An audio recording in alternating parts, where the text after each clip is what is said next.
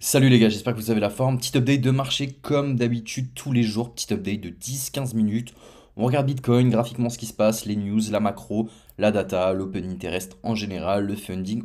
On fait un petit bilan global pour que vous restiez informés. Donc si ça vous intéresse, tout ça, n'hésitez pas à vous abonner à la chaîne. Ça nous fait plaisir, on est 1000 abonnés, donc c'est cool, ça fait plaisir. Donc merci du soutien, ça fait plaisir. Et encore une fois, on a une application qui est totalement gratuite sur iOS et Android. Tout est dans la description. C'est une application où vous avez énormément de data, où on centralise les meilleures informations. Vous avez des lives, des crypto-pépites, un canal de discussion dédié, des articles complets sur la crypto, des calls de qualité. On essaie de filtrer au maximum pour que vous ayez les meilleurs calls. Donc n'hésitez pas aussi. Et vous avez 30 minutes de coaching offert avec moi ou un de mes associés. On pourra manager votre portefeuille, essayer d'avoir un bon pricing d'entrée sur vos assets, essayer de réadapter votre portefeuille parce que parfois trop le diluer, c'est un calvaire. On n'arrive pas à prendre des décisions quand on n'a pas de plan strict. Donc n'hésitez pas. Tout est dans la description et c'est gratuit. Profitez-en, les gars. On vous offre ça. Aujourd'hui, on va regarder, bon, comme d'habitude, on va faire le récap des 24 dernières heures qu'il y a eu. On a fait un petit trade aussi sur un nouveau projet. Un petit trade sur ASF. Donc n'hésitez pas à aller voir fondamentalement ce que c'est le projet. Donc vous avez dans l'application aussi. On le poste sur Twitter. Vous l'avez aussi dans l'application, celui-là. On a pas mal de choses. On a eu pas mal de news hein, sur les derniers jours là. On a Trump qui envisage de créer une réserve composée exclusivement de tokens produits aux États-Unis. Donc bon, XRP, Solana, Ondo, vous connaissez, il y en a une belle liste. Donc, si vous voulez tout voir, n'hésitez pas. Puis là, on a le récap des 24 dernières heures. Donc si vous voulez le connaître, tout est dans la description, les gars. Euh, Qu'est-ce qu'on a eu sur cette semaine? Sur cette semaine, beau mouvement, bon, vous voyez, un Fartcoin, XRP, ça se démarque, XRP, ça continue à se développer, le marketing est bon, la team délivre, et je ne sais pas ce qu'ils veulent faire. Donc encore une fois, XRP, norme ISO 22 avec HBAR Oxy, qui est du norme ISO 22. On a HDC, Algo aussi, qui est du norme ISO 22. Donc on voit que les tokens, avec cette norme-là, ils se démarquent, donc c'est ce que j'ai dit hier. Donc peut-être à surveiller aussi à terme, hein. Est-ce que ça va être implémenté avec Swift à terme? Il y a beaucoup de choses à regarder. Donc voilà, XLM aussi, de toute façon. On a Caspa aussi qui a eu un beau rebond. Voilà, il y a des altcoins qui se démarrent. On a le Dogecoin évidemment, avec le département de Trump au gouvernement. Donc tout ce qui est à peu près corrélé et lié aux US, on voit que ça a le vent en poupe, donc c'est plutôt pas mal. Donc Bitcoin, qu'est-ce qui s'est passé? Je vous avais dit hier, on fait attention, il y a la trendline, donc 3 points de contact, on est venu rejeter, mèche, et on est revenu break. Avec une bougie de confirmation, une clôture, on revient bosser les order blocks qu'on a laissé plus haut. Maintenant, ici, on a un gap, donc hop. Donc on a un gap, donc une zone de FVG.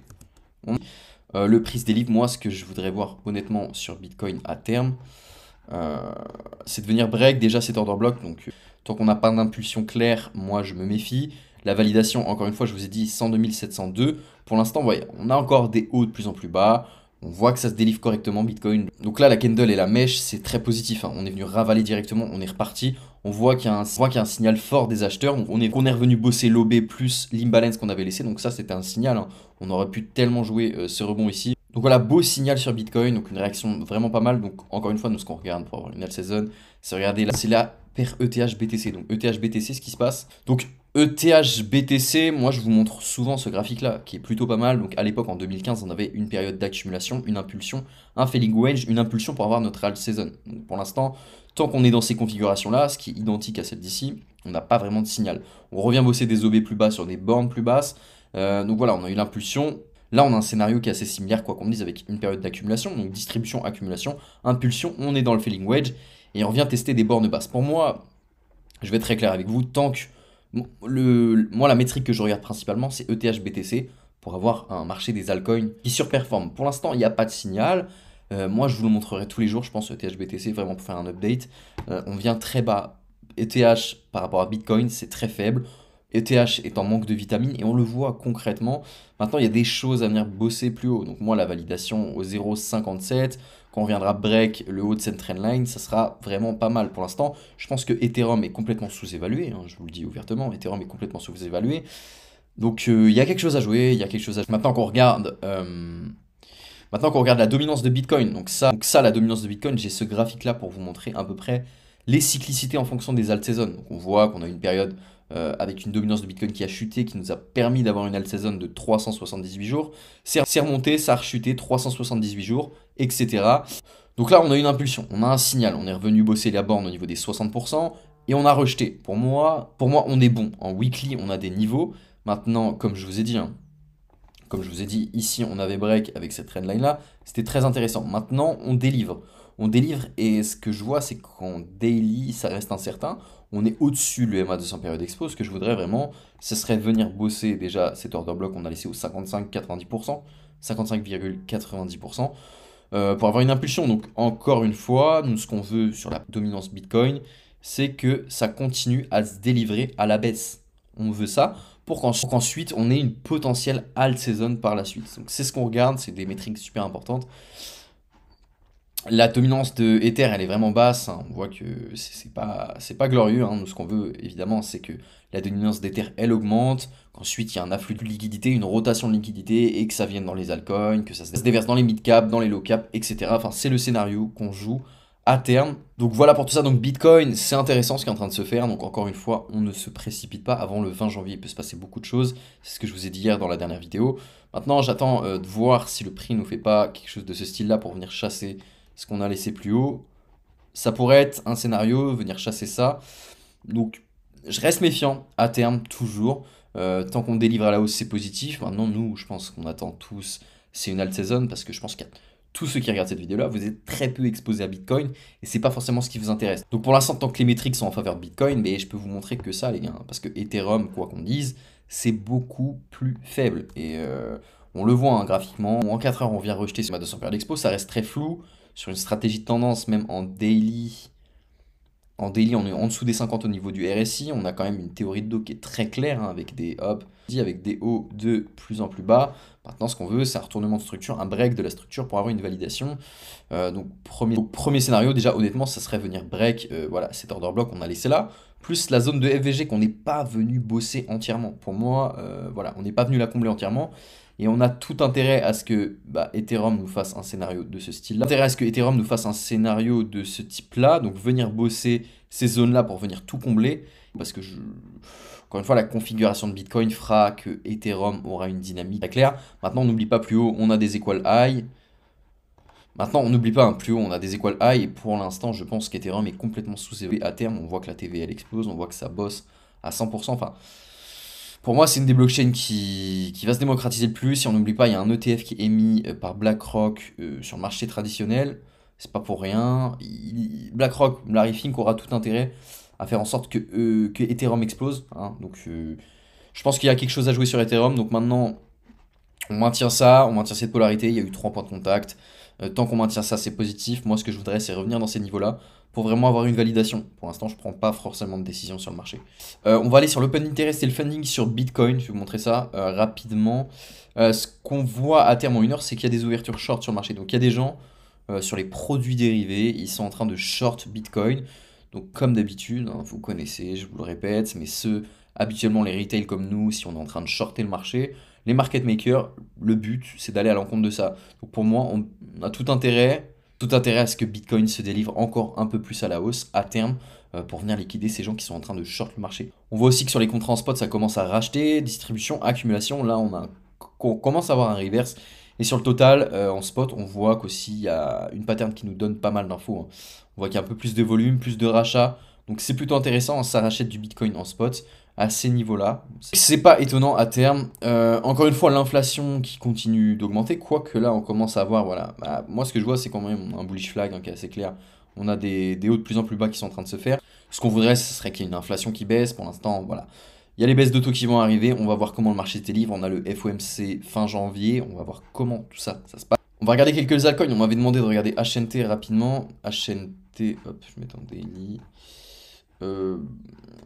HNT, sur une stratégie de tendance, déjà c'est baissier, bon, c'est à la baisse en tout cas. On a un OB à bosser à 6,80 je pense. Maintenant on laisse plus grand chose derrière nous si ce n'est l'OB plus bas au 2,99. Non, HNT ça a déjà vécu un cycle, hein, on n'oublie pas Helium, si je me trompe pas, Helium, c'est un ancien projet. Donc ça se délivre à la baisse pour l'instant HNT, donc je ferai attention quand même, malgré qu'on ait un petit regain à terme grâce au marché. Moi, je ferai attention, HNT, honnêtement, il y a des...